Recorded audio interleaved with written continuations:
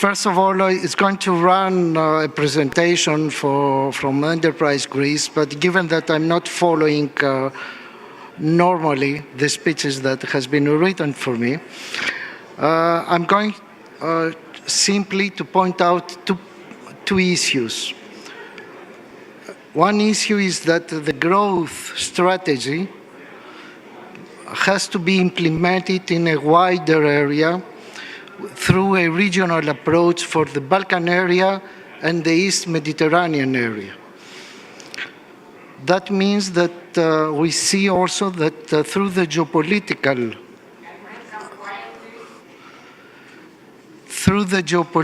approach and relations with Israel, Egypt from the south, and the Balkan area through the Prespes Agreement, and of course in total alliance with the US, we think that we can develop a new development strategy for the country, which is the new example for the economy, underpin the structural competitiveness, social justice, and the protection of the environment, and the fair growth.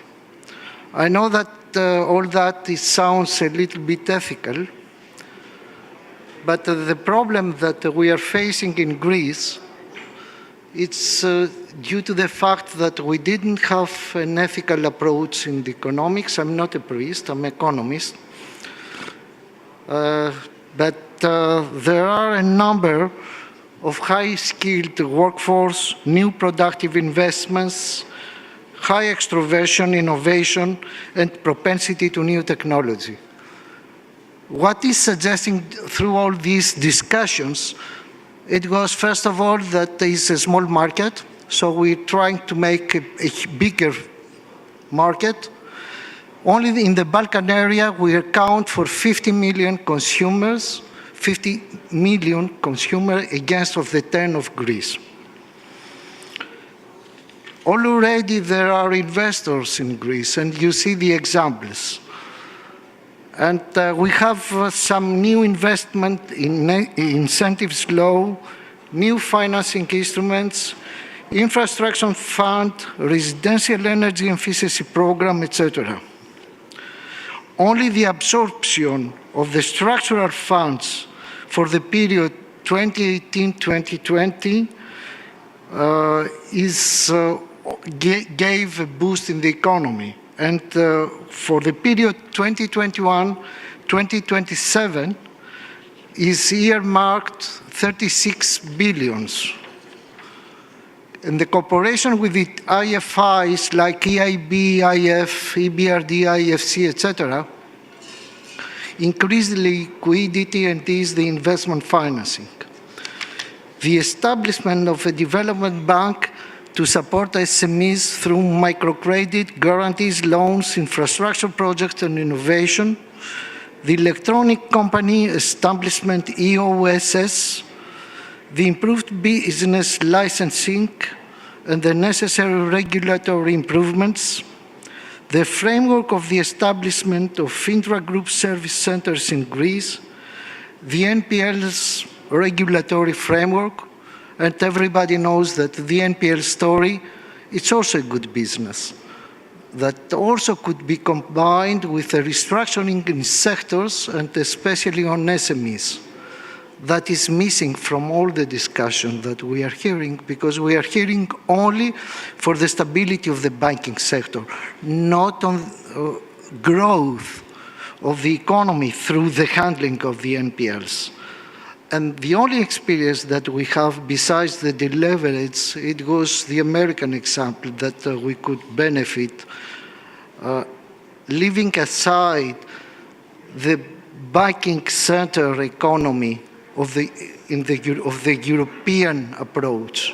That means that the only real alternative for Greece until to go out of the crisis in the banking sector that if I heard well, if I understood well, because I'm not an expert, is going to last for 10 years, we need a liquidity.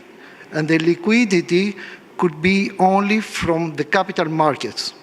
And that's why the aim is to attract FDIs.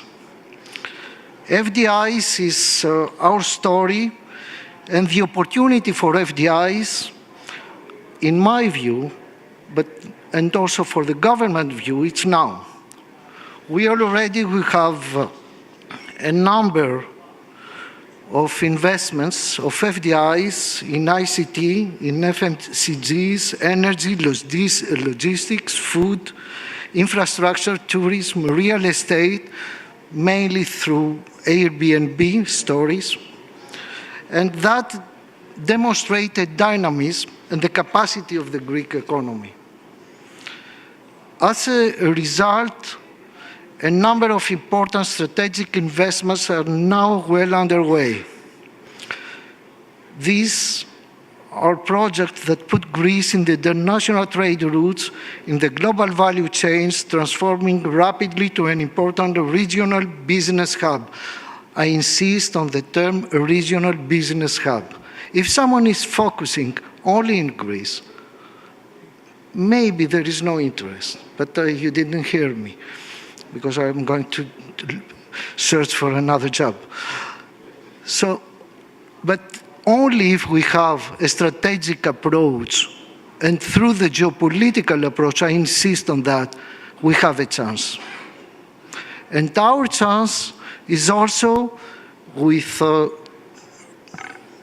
our alliances in the East Mediterranean area and also to the Balkan area to create a type of cooperation for a broader economic activity. In manufacturing and exports, we have a 300 million euro investment by Philip Morris. Steel, Tesla, manufacturing and R&D recent activity to extend its reach to Athens by opening an engineering facility.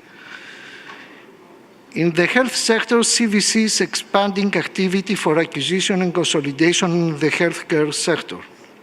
And finally, in the food sector, Amera Capital Management, owner of Andromeda Group, is continuing on its consolidation plans in aquaculture and exports. Following this expanding investment activity, during 2017, Greek FDI increased for a second consecutive year as net FDI inflows to the country reached 3.6 billion, while corresponding performance in years 2016-2015 was 2.8 and 1.1 billion respectively. The next question that we are facing is the tax system on the FDIs. Fine. Kosovo has a flat tax rate, 10%. Bulgaria also. Romania, 15%.